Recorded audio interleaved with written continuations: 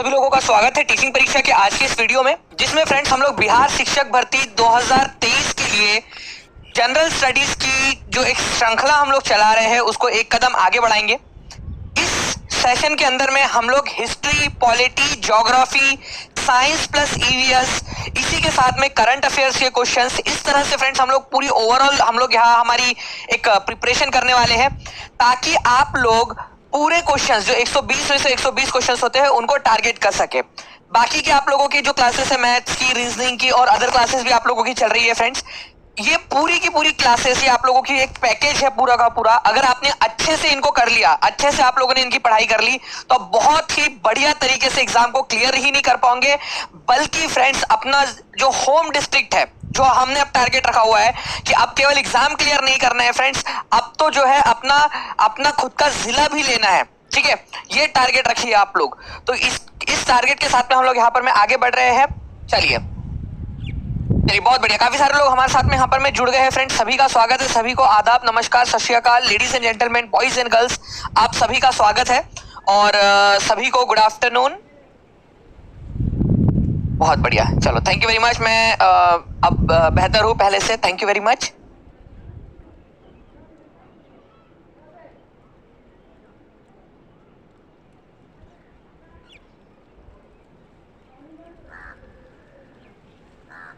Morning में ASKC, morning में तो कोई वीडियो ही नहीं बनाई मैंने।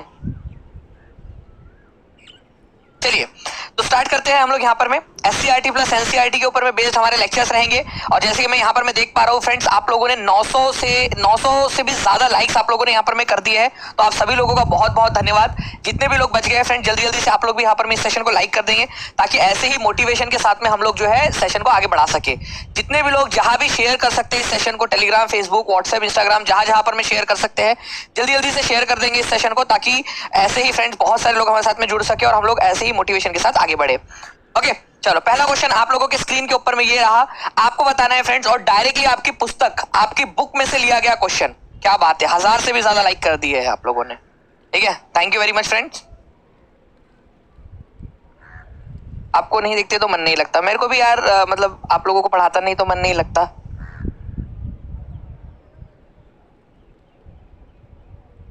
देखिए यहाँ पर मैं अगर हम लोग बात करें फ्रेंड्स की सिरहुत, ठीक है, सरहुल जो है आप लोगों का, ये कौन से वाले राज्य में मनाया जाने वाला उत्सव है? सरहुल, छत्तीसगढ़, गुजरात, झारखंड, असम।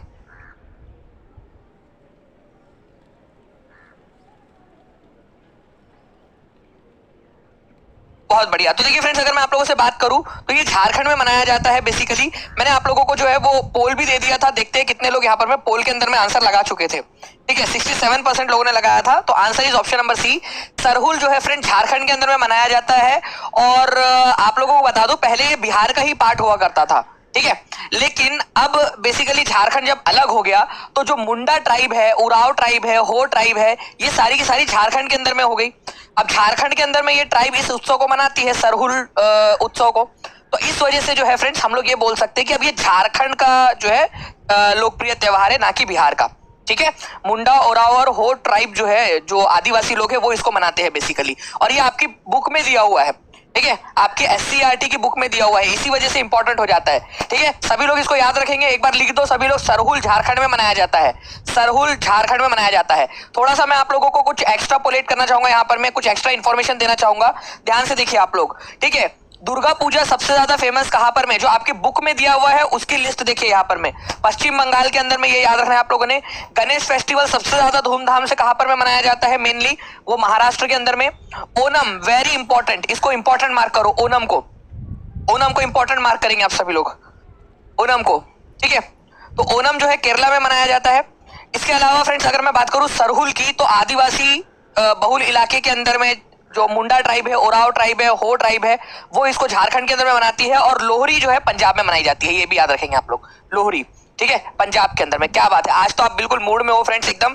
1500 से ज्यादा बच्चे जुड़ गए हैं, 1200 से ज्यादा लाइक कर दिया आप लोगों ने, तो आप सभी लोगों का बहुत बहुत धन्यवाद। ठीक है, तो मुझे लग रहा है कि यार चलो मेरी मेहनत काम आ रही है यहाँ पर में, कि तबियत ठीक नहीं होने के बावजूद भी अगर लेक्चर ले रहे हैं तो बच्चे लोग भी उसका प्रतिसाद देते हैं। मतलब मेहनत रंग लाती है, मेहनत करो। ठीक है, मतलब अगर हम करते हैं तो बच्चे भी उसका प्रतिसाद दे रहे हैं। अब मतलब मुझे लग रहा है कि चलो यार अब एनर्जी आएंगी धीरे धीरे पढ़ाने में और ज्यादा। ठीक है, लोहरी पंजाब के अंदर में। नाउ फ्रेंड नेक्स्ट क्वेश्चन की तरफ में आगे बढ़ते हैं आप लोगों के। आपको बताना है निम्नलिखित में से कौन सा जिला जो है वो बिहार का सबसे पश्चिमी जिला है। अब मैं फ्रेंड्स यहाँ पर मैं ना ये क्वेश्चन मैंने जानबूझ के लिया क्योंकि पिछले लेक्चर के अंदर में, ठीक है, कुछ बच्चे जो है वहां पर में वो कंफ्यूज थे, ठीक है, मतलब उन लोगों का बोलना था, कुछ आधे बच्चे बोलते सर ये है क्या, सर वो है क्या। मैं अभी आप लोगों का जो है वो डाउट क्लियर किए देता हूँ।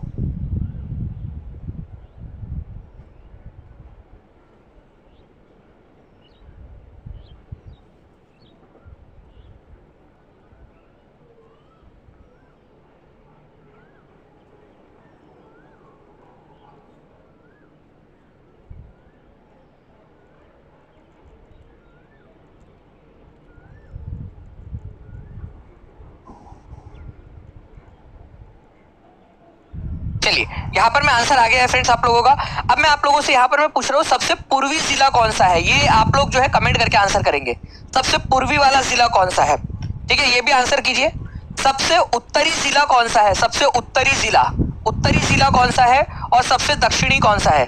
चलो सभी के सभी आंसर कर दो आप लोग, लिखो पश्चिमी, पूर्वी, उत्तरी, दक्षिणी, सभी के सभी आप लोग यहाँ पर में लिखते जाएंगे। एक बार देखते हैं कितने लोग आंसर कर पाते, क्योंकि ये क्वेश्चन इस तरीके से पूछे जाने की बहुत अधिक संभावना है और काफी सारे लोगों को कंफ्यूजन था, ठीक है। इस क्वेश्चन का आंसर जो है फ्रेंड्स लगाया है, काफी सारे लोगों ने लगाया है इसका आंसर, बिल्कुल। तो आंसर जो है आप लोगों का फ्रेंड्स यहाँ पर में हो जाएगा ऑप्शन नंबर सी, कैमूर। कैसे, यहाँ पर मैं आप लोग इस मैप के थ्रू देख सकते हो। देखिए यहाँ पर मैं जितने भी लोग गोपालगंज बोल रहे थे वो लोगों को गलत हो जाएगा, क्योंकि गोपालगंज देखिए यहाँ तक में आके खत्म हो जाता है। वही अगर मैं कैमूर की बात करूं तो आप लोग देखिए कैमूर जो है यहाँ तक में है, ठीक है। मैप को आप लोग देख लीजिए, सिंपल सा बात, ओके। तो कैमूर आप लोगों का।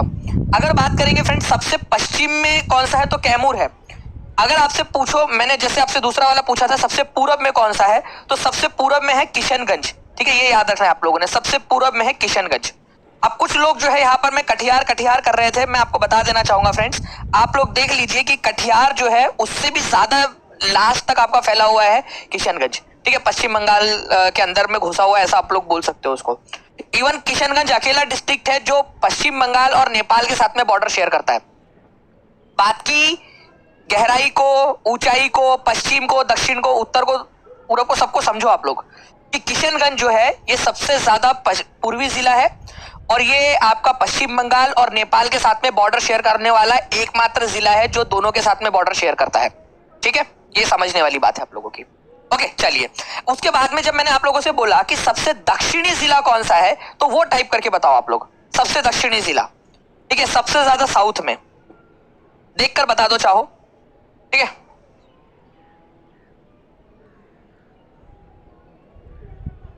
सबसे ज्यादा साउथ में,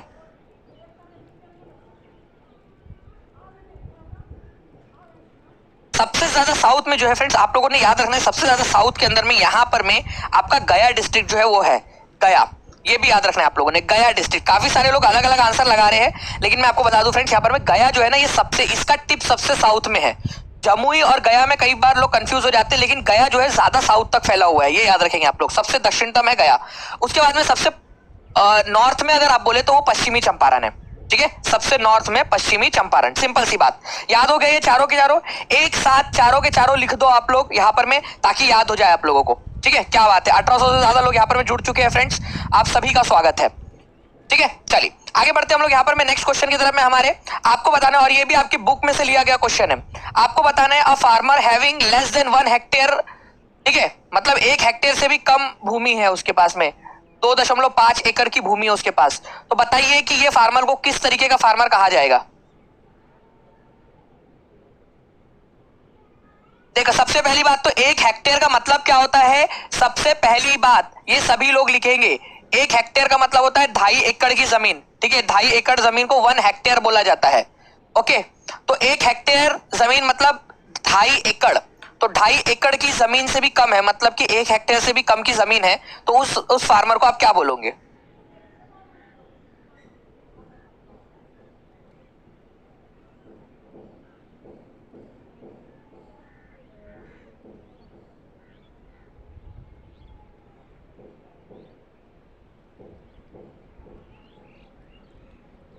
ठीक है, तो ये आप लोगों ने याद रखना है फ्रेंड्स, इंपॉर्टेंट वाला पॉइंट है आप लोगों को, एग्जाम के अंदर में कभी भी आप लोगों से पूछा जा सकता है, ठीक है।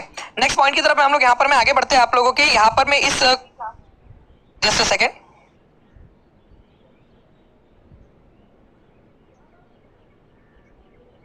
हेलो जी जी,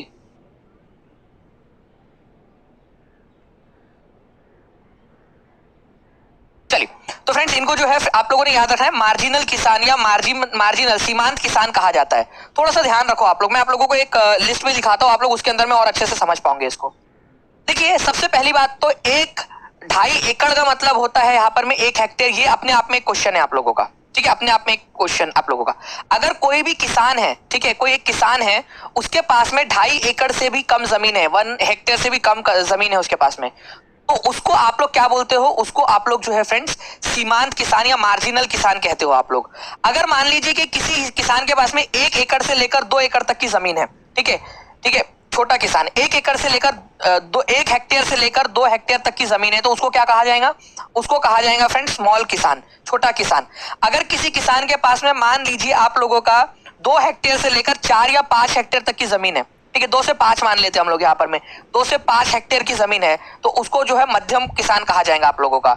और किसी किसान के पास में मान लीजिए फ्रेंड्स 5 से जो है 10 हेक्टेयर तक की जमीन है, तो उसको सेमी मीडियम किसान बोलते हैं आप लोग, ठीक है, सेमी मीडियम फार्मर। और अगर मान लो उसके पास में 10 एकड़ से भी ज्यादा की जमीन है, 10 एकड़ से ज्यादा, 10+ हेक्टेयर की, एकड़ नहीं हेक्टेयर की जमीन है उसके पास में, तो हम उसको कहेंगे कि बड़ा किसान है। हेक्टेयर में बात करेंगे हम लोग, केवल हेक्टेयर में बात करेंगे।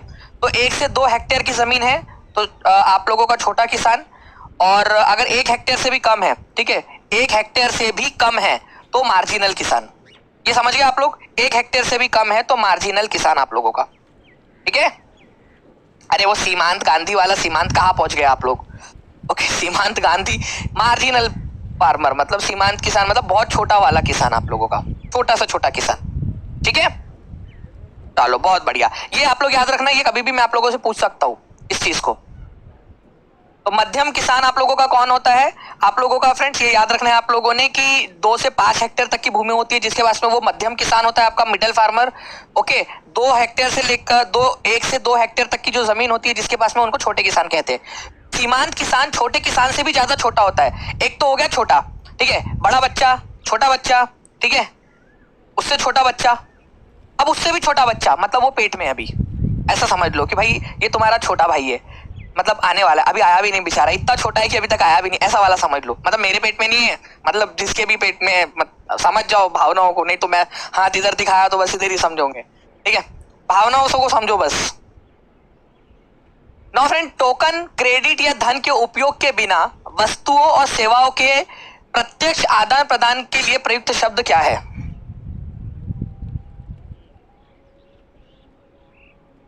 चलिए क्या बात है, कॉन्ग्रेचुलेशन, 1500 से ज्यादा लाइक्स हो चुके हैं आप सभी लोगों के और 2000 से ज्यादा बच्चे जुड़ चुके हैं।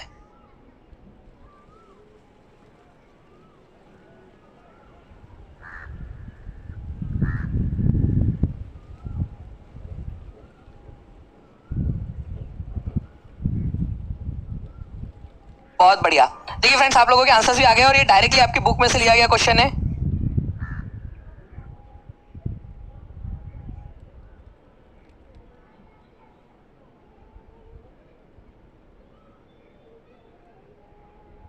देखिए अगर हम लोग बात करेंगे फ्रेंड्स कि बिना पैसे के जो वस्तुओं का लेन देन किया जाता है आप लोगों का, ठीक है, आप लोगों ने ऐसे इस तरीके से देखा होगा कि भाई किसी को टमाटर चाहिए, किसी को बैगन चाहिए, ठीक है, तो भाई तू मुझे टमाटर दे दे, मैं तेरे को बैगन दे दूंगा, ठीक है, इस तरीके से जो होता है चीजें आप लोगों की, इसको आप क्या कहते हो? ये आप लोगों की बुक में से लिया गया है, डायरेक्टली आपकी बुक का स्क्रीनशॉट है, ये आपकी एससीईआरटी की बुक का स्क्रीनशॉट।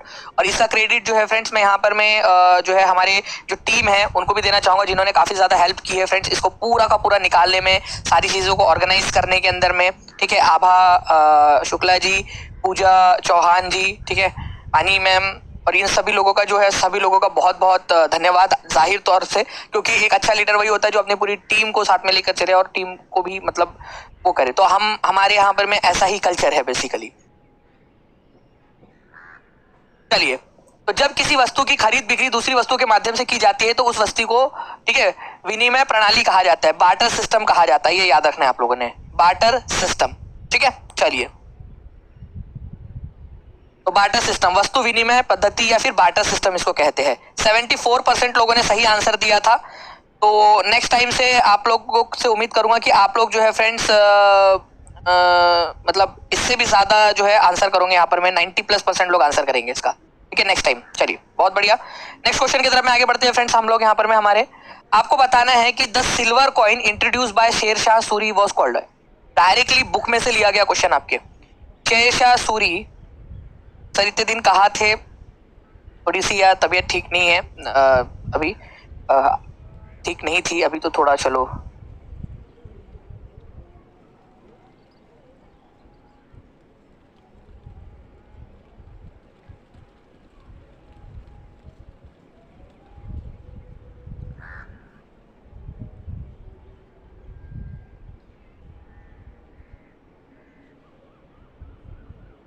बताइए इसका आंसर क्या होगा जल्दी जल्दी से।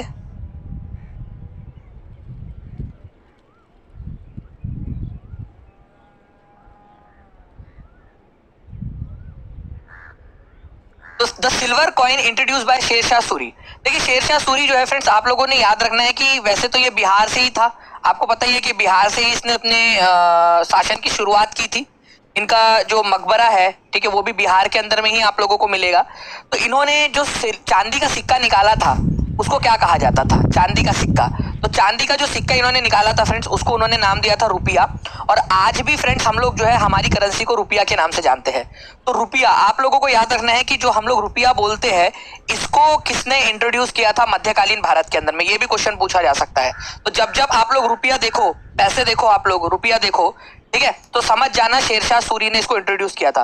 वैसे इसका उल्लेख आपको जो है फ्रेंड्स चाणक्य के अर्थशास्त्र के अंदर में भी मिलता है इस नाम का उल्लेख, ठीक है। लेकिन मध्यकालीन भारत के अंदर में इस नाम से करेंसी निकालने का श्रेय किसको दिया जाता है, शेरशाह सूरी को।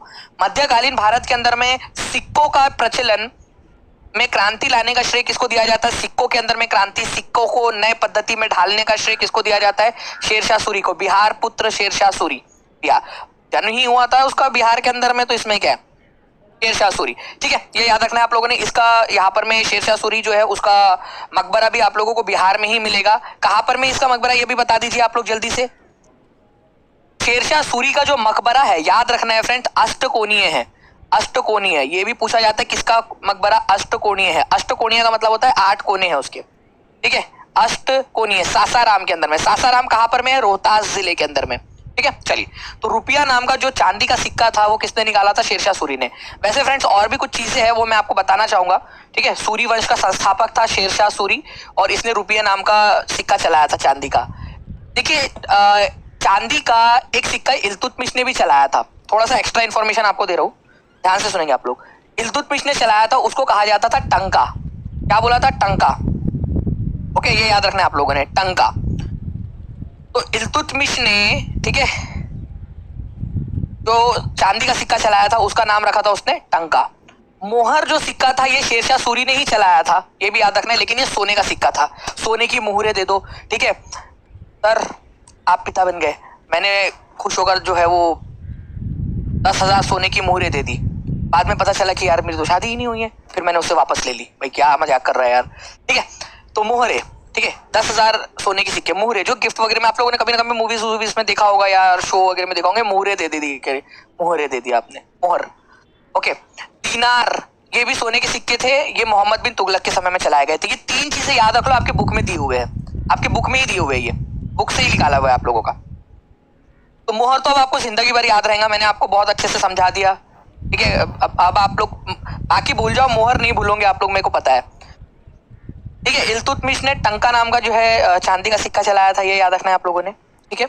उसके बाद में दीनार नाम का जो सिक्का था मोहम्मद बिन तुगलक ने समझाया था, ये याद रखेंगे आप लोग, ठीक है।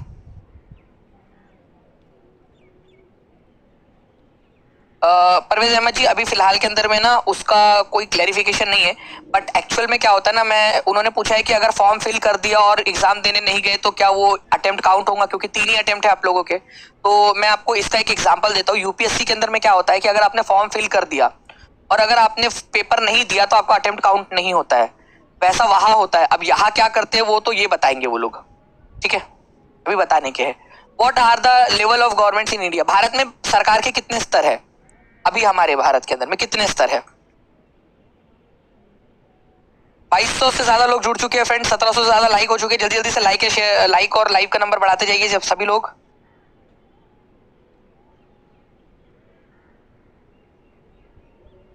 जी मैं आप लोगों को बता दूं फ्रेंड्स कि आप लोग जो है दानिश शेख जो टेलीग्राम ग्रुप है उसके ऊपर में जुड़ सकते हो। DANISH ये जो टेलीग्राम ग्रुप है इसके ऊपर में आप लोग जुड़ सकते हो फ्रेंड्स। इसके अलावा टीचिंग परीक्षा टेलीग्राम ग्रुप है उसके ऊपर में भी आप लोग जुड़ सकते हो। टीचिंग परीक्षा, ठीक है, टीचिंग परीक्षा। नेक्स्ट क्वेश्चन की तरफ में यहाँ पर मैं अगर मैं पूछूं आप लोगों से कि भारत के अंदर में कितने स्तर है, तो भारत में 3 स्तर है, ये याद रखना है आप लोगों ने। कैसे? अगर मैं बिहार के आपकी पुस्तक का ही एग्जांपल लूं, आपके डायरेक्टली बुक में से लिया है क्वेश्चन, आप तो खुद देख सकते हो, आपकी बुक का स्क्रीनशॉट है, आपके बुक का स्क्रीनशॉट। सबसे स्थानीय लेवल के ऊपर में स्थानीय सरकार होती है। पटना की म्युनिसिपैलिटी या फिर किसी गांव का पंचायत, ये होता है आपका स्थानीय स्तर, एकदम लोकल लेवल के ऊपर में। पटना की म्युनिसिपल कॉर्पोरेशन, आप लोग देखते हो वार्ड मेंबर का चुनाव वगैरह आप लोग करते होंगे, ये हो गया। दूसरा आप लोग राज्य सरकार को चुनते हो, राज्य के स्तर के ऊपर में आपके एक स्तर है राज्य के स्तर के ऊपर में आप लोगों का। और तीसरा होता है केंद्र सरकार, मोदी सरकार वाला, मोदी वाला मतलब केंद्र स्तर वाला आपका। तो इस तरह से फ्रेंड सरकार के 3 स्तर है, आप लोगों की बुक में से ही लिया है डायरेक्टली।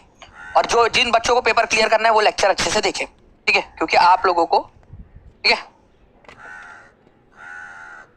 तो आपको याद रखना है स्थानीय सरकार, राज्य सरकार और केंद्र सरकार, ऐसे 3 स्तर है आप लोगों के सरकार के अंदर में, ठीक है। लोकल गवर्नमेंट, ठीक है, स्टेट गवर्नमेंट और सेंट्रल गवर्नमेंट। नाउ फ्रेंड्स इस क्वेश्चन का आंसर करेंगे आप सभी लोग जल्दी जल्दी से। बताइए इस क्वेश्चन का आंसर क्या है सभी लोग। 2300 से ज्यादा बच्चे जुड़ चुके हैं, बहुत बढ़िया। त्रिस्तरीय जो पंचायती व्यवस्था है, पंचायती जब पढ़ाऊंगा ना उसमें बताऊंगा, वो त्रिस्तर अलग है पंचायत का और ये अलग है 3 स्तर। वो त्रिस्तरीय पंचायत जो होती है वो बलवंत राय मेहता कमेटी और बाकी की जो कमेटीज ने दी थी वो अलग चीज है, वो अलग से मैं आपको बताऊंगा, ठीक है। चलिए, तो यहाँ पर मैं आप लोगों से पूछा जा रहा है कि भारत के विभाजन के समय भारतीय राष्ट्रीय कांग्रेस के अध्यक्ष कौन थे? भारत के विभाजन के समय, तो भारत के विभाजन के समय भारतीय राष्ट्रीय कांग्रेस के अध्यक्ष कौन थे? बोल तो बनता है।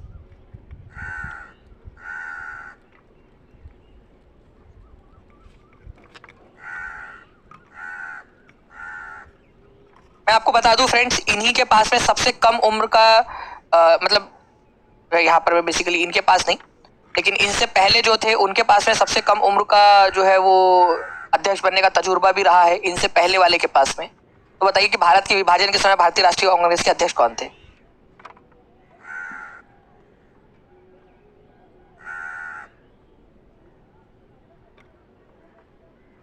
सतीश कुमार जी। सर ईवीएस महिला के आरक्षण का कुछ स्टेप्स नहीं हो रहा है, स्पष्ट नहीं हो रहा है यार, वो स्पष्ट करेंगे मेरे ख्याल से अभी कुछ समय में, ठीक है। चलिए बात करते हैं यहाँ पर में फ्रेंड्स कौन थे हमारे भारत के भारतीय राष्ट्रीय कांग्रेस के अध्यक्ष कौन थे विभाजन के समय या आजादी के समय? तो जेबी कृपलानी आप लोगों ने याद रखना है, ठीक है। जेबी कृपलानी जो है ये 1946 के अंदर में बने थे और 1948 तक रहे थे, और इसी बीच हम 1947 में आजाद हो गए, 1947 में। तो 1947 में आजादी और विभाजन के समय जेबी कृपलानी, आचार्य जेबी कृपलानी, ठीक है, ये आपको याद रखना है, बिहार के मतलब बिहार पुत्र ही है ये भी एक प्रकार से। तो विभाजन के समय में भारतीय राष्ट्रीय कांग्रेस के अध्यक्ष थे। मौलाना अबुल कलाम आजाद, ठीक है, 1940 से लेकर 1946 तक, ठीक है, आपको याद रखना है कि लगातार 6 साल तक अध्यक्ष रहे, और सबसे कम उम्र में, ठीक है, केवल 35 साल की उम्र में अध्यक्ष बनने का रिकॉर्ड भी इन्हीं के पास में, 1923 में बने थे ये, 35 साल की उम्र में। सबसे 35 साल की उम्र सबसे कम उम्र होती नहीं है, यहाँ पर में कई सारे लोग होंगे जिनकी 35 साल की उम्र नहीं होंगी, लेकिन सबसे युवा भारतीय राष्ट्रीय कांग्रेस के अध्यक्ष यही थे, ये याद रखना है आप लोगों ने, ठीक है। चलो, तो answer is option number A, option number A, very good. अच्छा, कितने लोग चाहते हैं कि एक लेक्चर में बिहार ज्योग्राफी को भी करवाया जाए? मुझे बताना जितने लोग चाहते हैं यहाँ पर में, क्योंकि मैं बिहार ज्योग्राफी सोच रहा था आज, लेकिन मैंने आप लोगों को इन्फॉर्म नहीं किया था, इस वजह से सोचा कि चलो पहले आप लोगों से पूछ लिया जाएगा, ठीक है। जितने भी लोग चाहते हैं बिहार ज्योग्राफी को बता देंगे, एक लेक्चर बिहार ज्योग्राफी के नाम, लेकिन वो केवल लाइव लेक्चर रहेगा, ठीक है, और उसमें हम लोग देखेंगे कि लाइव ही उसको रखा जाए, बाकी में उसको कर दिया जाए। इनमें से सबसे कम उम्र में भारतीय राष्ट्रीय कांग्रेस का अध्यक्ष बनने वाला व्यक्ति कौन था?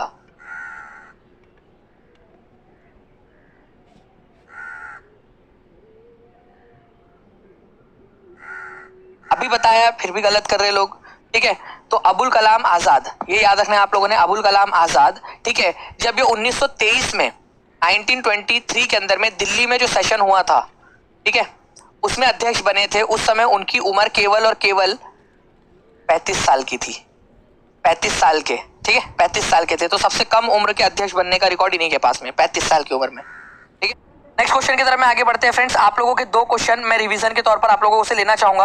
आप लोग बताइए इन 2 क्वेश्चन के आंसर क्या है, जल्दी जल्दी से बताएंगे सभी लोग। पहले ऊपर वाले क्वेश्चन का 1 का आंसर कीजिए आप लोग। इसको रिवीजन क्वेश्चन के तौर पर मैं आप लोगों को ले रहा हूं, जल्दी से बताएंगे इस क्वेश्चन का आंसर क्या होगा। ऊपर वाले का आंसर करना है आप लोगों ने।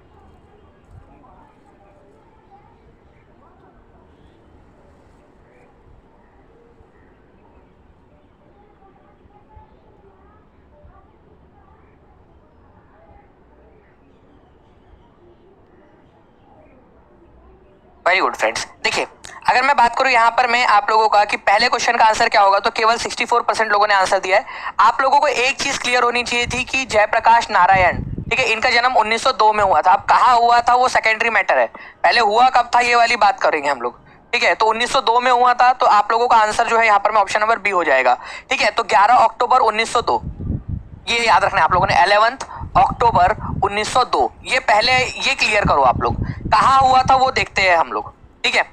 अब आप लोग जो है फ्रेंड्स पढ़ोगे तो आप लोगों को जो है काफी सारे जगह के ऊपर में दिखेगा कि सिताब दियारा के अंदर में जो है उनका जन्म हुआ था। सिताब दियारा बलिया के अंदर में, बलिया डिस्ट्रिक्ट, बट आप लोग देखोगे बलिया डिस्ट्रिक्ट तो उत्तर प्रदेश में है और जयप्रकाश नारायण बिहार के हैं। तो मैं आपको बता दूं उस समय में बलिया डिस्ट्रिक्ट बड़ा हुआ करता था और जो सारण डिस्ट्रिक्ट है वो भी बलिया का ही पार्ट था। फिर बाद में जब राज्यों को राज्य बनाए गए तो बाद में सारण डिस्ट्रिक्ट बिहार में आ गया। तो आज जो सिताब दियारा है आप लोगों का वो सारण डिस्ट्रिक्ट के अंदर में पड़ता है।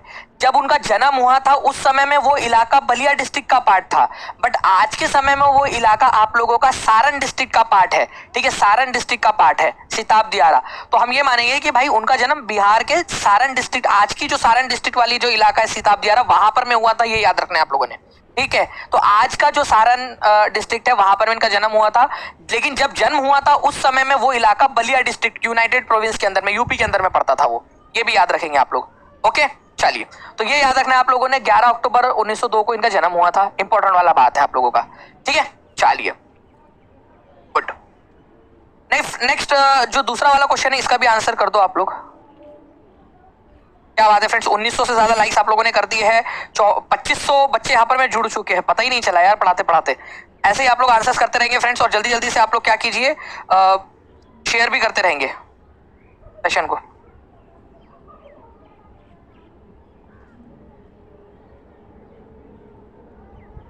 दूसरे नंबर का एकदम स्पीड में आंसर कर देना। जयप्रकाश नारायण को अन्य किस नाम से जाना जाता है?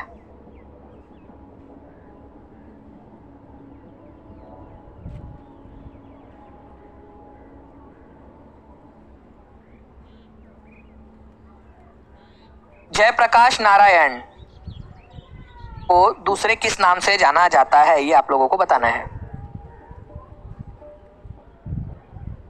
वैसे आप लोगों को बता दूं फ्रेंड्स, इनका मतलब आप लोगों ने ये तो देख लिया कि इनका जन्म कब हुआ था, लेकिन इनकी मृत्यु कब हुई थी पता है क्या आप लोगों को?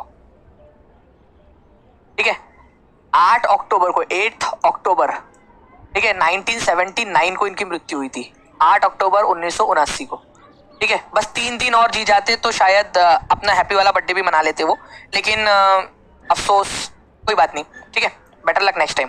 तो 11 अक्टूबर को जन्म हुआ था, 8 अक्टूबर को मृत्यु हुई थी उनकी, और इनको आप लोग जो है वो लोकनायक के नाम से जानते हो, ठीक है, लोकनायक के नाम से जानते हो। वैसे अगर मैं आप लोगों से पूछ लूं फ्रेंड्स कि जन नायक के नाम से किसको जाना जाता है, तो आप लोग आंसर क्या करोगे? जन नायक के नाम से किसको जाना जाता है? जन नायक आप लोग पता करके बताओगे मुझे, ठीक है। लोकनायक हो गया आपका, लोक मान्य के नाम से किसको जाना जाता है, देश बंधु के नाम से किसको जाना जाता है, ये भी बात बता दोगे आप लोग मेरे को कमेंट करके, ठीक है, पता करके। भीम बांध वन्य जीव अभयारण्य किस राज्य के अंदर में स्थित है? आपके बुक में दिया हुआ है, इसी वजह से इंपॉर्टेंट है। वेरी गुड फ्रेंड, बहुत बढ़िया, आप लोगों के आंसर आने स्टार्ट हो गए हैं। बहुत बढ़िया, ऐसे ही आंसर करते रहेंगे आप सभी लोग।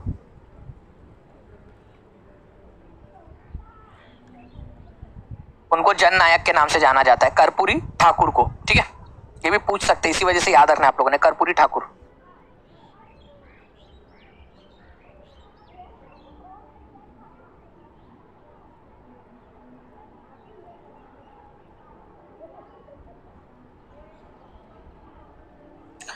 ठीक है, चलो, भीम बांध वन्य जीव अभयारण्य, ये याद रखना है आप लोगों ने फ्रेंड्स, ये किस राज्य में है, और जिस भी राज्य के अंदर में है ये, उस राज्य का सबसे ओल्डेस्ट, सबसे पुराना वाला वन्य जीव अभयारण्य है, सबसे पुराना वाला। तो Bihar, Jharkhand, Uttar Pradesh, none of the above. कहां पर में है ये? तो आप लोगों को याद रखना है फ्रेंड्स, ये बिहार का है, और बिहार में भी कहां पर में है? तो मुंगेर जिले के अंदर में है, मुंगेर जिले के अंदर में, ये भी आप लोग याद रखोगे। ठीक है, answer is option number A. तो मुंगेर जिले के अंदर में फ्रेंड्स भीम बांध वन्य जीव अभयारण्य है आप लोगों का, और ये बिहार का सबसे पुराना वाला सेंचुरी है, ये याद रखेंगे आप लोग। ठीक है, 1976 के अंदर में इसका निर्माण किया गया था। ठीक है, चलो नेक्स्ट क्वेश्चन की तरफ में आगे बढ़ते हैं फ्रेंड्स। आप लोगों को बताना है, आप खुद से पढ़ेंगे और फिर आंसर करेंगे इसका आंसर।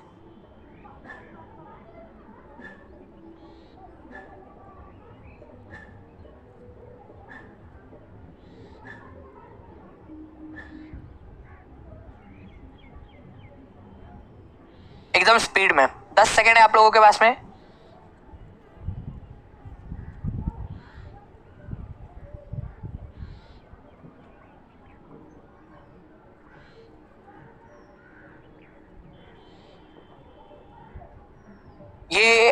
ये स्लाइड 2 बार लग गई थी, लेकिन उसके बावजूद भी केवल और केवल 85% लोगों ने इसका सही आंसर दिया है।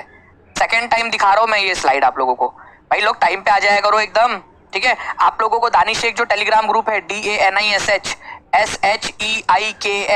इसके ऊपर में जो है फ्रेंड्स ऑलरेडी आप लोगों को इसका नोटिफिकेशन दिया हुआ रहता है क्लास का। ठीक है, चलो, तो answer is option number C, Kaimur जो है फ्रेंड्स, ये याद रखना है आप लोगों ने। ओके, चलिए, क्या बात है, 2000 से ज्यादा लाइक्स हो चुके हैं, 2600 से ज्यादा बच्चे यहाँ पर में देख रहे हैं। कांग्रेचुलेशन सभी लोगों को। Now friends, in the India, ये वाले क्वेश्चन को इंपॉर्टेंट मार्क करो, इंपॉर्टेंट क्वेश्चन है आप लोगों का, बहुत इंपॉर्टेंट है। ठीक है, और जो पेड वाले बच्चे, वो तो इसका आंसर बिल्कुल करना ही चाहिए आप लोगों ने, क्योंकि आपको बार बार रिवाइज करवाया है पेड क्लास के अंदर में। नेशनल मूवमेंट की जो क्लास हुई थी हमारी, उसके अंदर में रिवाइज करवाया था कि नहीं करवाया था मैंने आप लोगों को ये?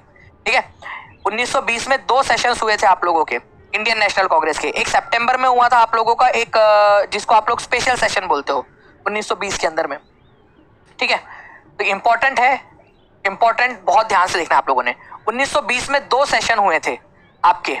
एक सेशन हुआ था फ्रेंड्स आप लोगों का सितंबर में, ठीक है, और एक सेशन हुआ था आप लोगों का दिसंबर में। ठीक है, जो सेशन आप लोगों का सितंबर में हुआ था, ठीक है, वो हुआ था आप लोगों का कलकत्ता में, ठीक है, और जो सेशन दिसंबर में हुआ था वो हुआ था नागपुर में। नागपुर, दोनों बहुत इंपॉर्टेंट है, प्लीज इसको, बहुत इंपॉर्टेंट है, सभी लोग ध्यान से देखेंगे आप लोग। ठीक है, नागपुर में। कलकत्ता वाला जो सेशन है आप लोगों का, इसकी अध्यक्षता की थी लाला लाजपत राय। सभी लोग लिखेंगे लाला लाजपत राय, लाजपत राय। ठीक है, बहुत इंपॉर्टेंट है, ये स्पेशल सेशन था, एकमात्र टाइम है जब लाला लाजपत राय अध्यक्ष बने, वो भी बेचारे स्पेशल सेशन में। ठीक है, चलो, मतलब इच्छा पूरी हो गई उनकी। और नागपुर के अंदर में जो सेशन हुआ था, बड़ा लंबा चौड़ा सा नाम है, ध्यान से सुनना बस। ठीक है, वीर राघव चारियर, वीर राघव चारियर, नागपुर वाले सेशन के अंदर में वीर राघव चारियर। अभी अगर पूछ ले तो, वैसे मुझे लगता है कि मोस्टली यही पूछेंगे आपसे, लाला लाजपत राय वाला। ठीक है, तो आंसर क्या हो जाएगा इस क्वेश्चन का कि सितंबर 1920 में, सितंबर वाला जो स्पेशल सेशन हुआ था, ठीक है, नॉन कॉपरेशन मूवमेंट के लिए बुलाया गया था ये सेशन, नॉन कॉपरेशन मूवमेंट के ऊपर में कुछ कंसेंसस बनाने के लिए, तो कलकत्ता में हुआ था। Answer is option number A. ठीक है, याद रहेगा आप सभी लोगों को। चलिए नेक्स्ट क्वेश्चन की तरफ में आगे बढ़ते हैं फ्रेंड्स। इनमें से कौन सा वाला एंजाइम लार में पाया जाता है? ठीक है, लड़कियों, मतलब लड़कों भी बेसिकली, लेकिन इमेजिन करो आपके सामने है गोलगप्पे, ठीक है, उसमें है खट्टा मीठा पानी, और उसमें उसने डाला हुआ है मस्त जो है बिल्कुल गरम गरम जो होते हैं ना आपके मटर वगैरह, आलू और नमकीन सा डाला हुआ है उसके अंदर में। उसमें बहुत अच्छे से जो है वो जो है आपका आमचूर पाउडर डाल के बिल्कुल अच्छे से, ठीक है, मस्त आपके सामने यहाँ पर मैं लगा रहा है वो, और बड़े बड़े वाले गोलगप्पे, ऐसे बड़े बड़े वाले गोलगप्पे, ठीक है। तो वो जो मुंह में निकलता है ना उसको लार कहा जाता है बेसिकली। ओके, समझो उस बात को। और अलग अलग टाइम पे अलग अलग प्रकार का पानी आपको दे रहा है वो। ओके, गरम गरम एकदम, आप समझ लीजिए कि बारिश आ रही है और गरम गरम भाप निकल रही है उसमें से और आप खा रहे। ओके, तो निम्नलिखित में से कौन सा एंजाइम लार में पाया जाता है?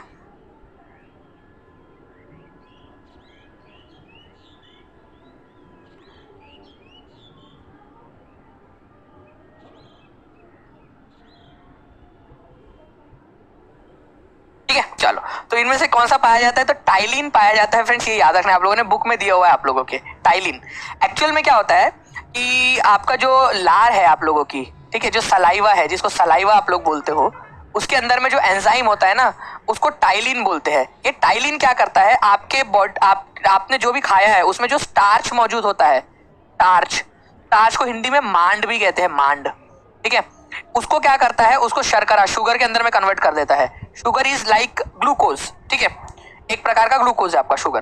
तो क्या करता है, स्टार्च को शुगर के अंदर में कन्वर्ट कर देता है, टाइलिन। तो ये याद रखना है आप लोगों ने फ्रेंड्स कि आपके सलाइवा के अंदर में टाइलिन है, ठीक है। अब पटाइलिन मत बोलना है इसको, पटाइलिन, नहीं तो पता चले कि घर वाले बोलेंगे क्या बोल रहा है, ठीक है, टाइलिन, ठीक है, टाइलिन। तो अमाइलेज जो है आपका, टाइलिन को ही अमाइलेज कहते हैं, आप लोगों का एक एंजाइम है, आपके स्टार्च में होता है, ठीक है। और ये याद रखना है आप लोगों ने फ्रेंड्स, ये क्या करता है, स्टार्च को आप लोगों का जो शर्करा है, ठीक है, शुगर के अंदर में तोड़ देता है। माल्टोज, डेक्सट्रीन या आपका ग्लूकोज, ऐसे जो छोटे वाले होते हैं ना उनके अंदर में तोड़ देता है ताकि आपकी बॉडी उसको आसानी से पचा सके। स्टार्च को डायरेक्टली बॉडी नहीं पचा सकती, ठीक है, आपका इंटेस्टाइन, तो वो क्या करता है, मुंह में ही पाचन प्रक्रिया स्टार्ट हो जाती है, स्टार्च को तोड़कर छोटे कम जो है कॉम्प्लेक्स पदार्थों में कन्वर्ट कर देता है आपका सलाइवा। तो जब जब आपका सलाइवा निकले खाना तो उसको भी याद करा देना, सलाइवा तुझे पता है दानिश सर ने तेरा नाम जो है ना टाइलिन रखा है, वैसे मैं उसको पटाइलिन पढ़ती हूँ लेकिन टाइलिन रखा है। अब मुझे पता है तेरे को गोलगप्पे देखकर तो निकल रहा है, बट तुझे तेरा नाम ही नहीं पता। अब बीपीएससी में कैसे करेगा तू, इसलिए बोलती हूँ दानिश सर के लेक्चर देखा करके अच्छे से उसको समझा देना आप लोग। तो टाइलिन याद रखना, कभी भी पूछ सकता हूँ आप लोगों से मैं। नाउ फ्रेंड्स, मानव शरीर में छोटी आंत की लंबाई कितनी होती है, ठीक है, छोटी आंत की लंबाई कितनी होती है? क्या बात है, 2650 से ज्यादा बच्चे यहाँ पर में क्या 2700 के करीब जा रहे हैं, 2150 से ज्यादा लाइक कर दिया है आप लोगों ने, बहुत बहुत धन्यवाद आप सभी लोगों का। कभी आप लोगों ने ये देखा है कि दो लड़कियां हैं और छोटी वाली लड़की का नाम बड़की रखा है और बड़ी वाली लड़की का नाम छुटकी? कभी आप लोगों ने देखा है ऐसा किसी परिवार के अंदर में? हमारे बॉडी के अंदर में ऐसा ही किया है हम लोगों ने। मतलब जिसकी लंबाई छोटी है, ठीक है, उसको लार्ज इंटेस्टाइन बोलते हैं, और जिसकी लंबाई छोटी है जिसकी लंबाई बड़ी है उसको स्मॉल इंटेस्टाइन बोलते हैं हम लोग, ठीक है। तो छोटी आंत, ठीक है, छोटी आंत, इसकी जो लंबाई है फ्रेंड्स वो 7.5 मीटर, ये आपकी साइंस की बुक में दिया हुआ है, 7.5 मीटर की है। यहाँ पर में आप लोग देखिए, यहाँ पर में ये है छोटी आंत आप लोगों की, स्मॉल इंटेस्टाइन, ठीक है, 7.5 मीटर ऐसा फैला हुआ है। मस्त पैकी। आपने जो गोलगप्पा खाया था ना अभी थोड़ी देर पहले, तो ये ऐसे पास हो रहा है यहाँ से, इधर चला मैं उधर चला, जाने कहा मैं किधर चला, ठीक है, इधर इधर जाते जाते मस्त पैकी फिर बड़े इंटेस्टाइन में जाएगा। वाह, अब तो मैं बड़ा आदमी बन गया हूँ, ऐसा बोलेगा वो, ठीक है, बड़े इंटेस्टाइन में जाएगा। तो छोटी इंटेस्टाइन जो है आप लोगों की, स्मॉल इंटेस्टाइन, इसकी लंबाई है 7.5 मीटर। लार्ज इंटेस्टाइन, नाम लार्ज है, ठीक है, लेकिन इसकी लंबाई है 5.5 मतलब 1.5 मीटर, बेसिकली 1.5 मीटर के करीब करीब इसकी लंबाई है आप लोगों की, 1.5 मीटर के करीब की लंबाई है। तो आपको याद रखना है, स्मॉल इंटेस्टाइन की लंबाई है आप लोगों की 7.5 मीटर और लार्ज इंटेस्टाइन की जो लंबाई है आप लोगों की वो है 1.5 मीटर। तो फिर ऐसा क्यों कहा जाता है सर स्मॉल को, ऐसा क्यों हो रहा है, ठीक है। तो देखिए फ्रेंड्स, अगर हम लोग बात करें यहाँ पर में स्मॉल इंटेस्टाइन की, तो एक्चुअली उसका जो एरिया है या फिर आप लोग उसकी मोटाई बोल सकते हो वो कम है, इसी वजह से उसको स्मॉल इंटेस्टाइन बोला जाता है। लार्ज इंटेस्टाइन थोड़ा सा जो है मोटाई में बड़ा होता है, इसी वजह से उसको लार्ज इंटेस्टाइन बोलते हैं, लेंथ की वजह से नहीं, मोटाई की वजह से बोलते हैं। स्मॉल इंटेस्टाइन छोटा होता है, ठीक है, मतलब मोटाई में, इसी वजह से स्मॉल बोलते हैं। लार्ज इंटेस्टाइन थोड़ा सा मोटा होता है, इसी वजह से उसको लार्ज इंटेस्टाइन बोलते हैं। बाकी लेंथ में दोनों का उल्टा है बिल्कुल एकदम, ठीक है, ठीक है। तो बिल्कुल वेरी गुड, शहजाद नशमीन ने सही आंसर दिया है, छोटी आंत ज्यादा बड़ी है, ठीक है। और आपसे पढ़कर बहुत मजा आता है। ऐसे ही मजे मजे में पढ़ाई किया करो, पढ़ाई कैसे ही होती है आप लोगों की। नाउ फ्रेंड्स, अब थोड़ा सा खाने पीने की बात हो ही गई है तो थोड़ा सा साइंस की तरफ में और आगे बढ़ते हैं। ये भी क्वेश्चन आप लोगों को हमेशा हमेशा के लिए याद हो जाएगा, बट मुझे चाहिए यहाँ पर में कि जितने भी लोग देख रहे हैं ना यहाँ पर में, सभी के सभी लोग जल्दी से लाइक कर देंगे। 2500 से ज्यादा लाइक्स हो जाने चाहिए यहाँ पर में, ठीक है, ये क्वेश्चन खत्म होते होते।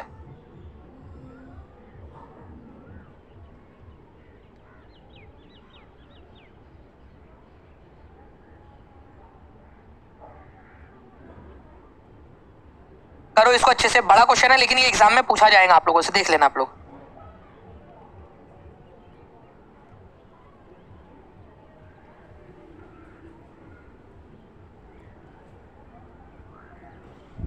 देखिए, इस क्वेश्चन का आंसर जिसने कर डाला उसकी लाइफ झिंगा लाला। बहुत ही इजी है फ्रेंड्स, ध्यान से देखिए आप लोग, ठीक है।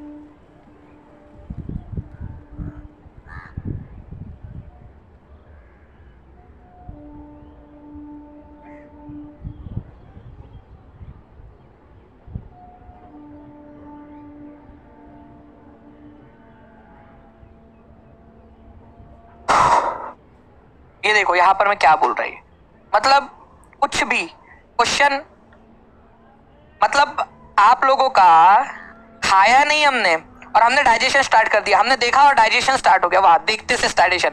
हमने गोलगप्पा देखा और उसका डाइजेशन स्टार्ट हो गया। अरे कैसे डाइजेशन मेरे लाल, मेरे हरे, मेरे नीलो। जो लोग सी आंसर लगा रहे हैं ना उनको जनता कभी माफ नहीं करेंगी।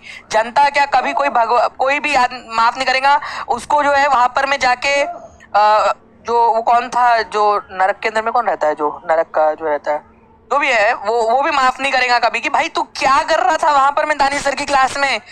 तूने पहले बोला डाइजेशन होगा करके, पहले खा तो ले मेरे लाल, ठीक है। इंजेक्शन अंतर ग्रहण तो कर ले, पहले खा तो ले पहले डाइजेशन। और ये 15-14% वाले लोग कौन है जो सी आंसर लगा रहे हैं सबसे पहले, ठीक है। अभी याद रखना है, सी तो हो ही नहीं सकता 3 आंसर आप लोगों का, ठीक है। तो इंजेक्शन सबसे पहले होगा आप लोगों का। सबसे पहली प्रक्रिया ये है आप लोगों की कि आप खाने को ग्रहण करोगे, ठीक है। थोड़ा सा देखो आप लोग, पहले आप लोग क्या करोगे, खाने को ग्रहण करोगे, इंजेक्शन, फूड को इनटेक करना, ठीक है, अंतर्ग्रहण करना। यहाँ पर मैं आप लोग देखो इंजेक्शन करना, ठीक है, इसको बोला जाता है अंतर्ग्रहण, इंजेक्शन। याद रखो आप लोग, इससे आप लोगों ने एलिमिनेट करना है हर बार, नेक्स्ट टाइम से ध्यान रखेंगे सभी के सभी लोग। चलो गुड, ओके। उसके बाद में आप चबाते वगैरह हो, ठीक है फ्रेंड्स, मैस्टिकेशन बोला जाता है उसको, चबाना।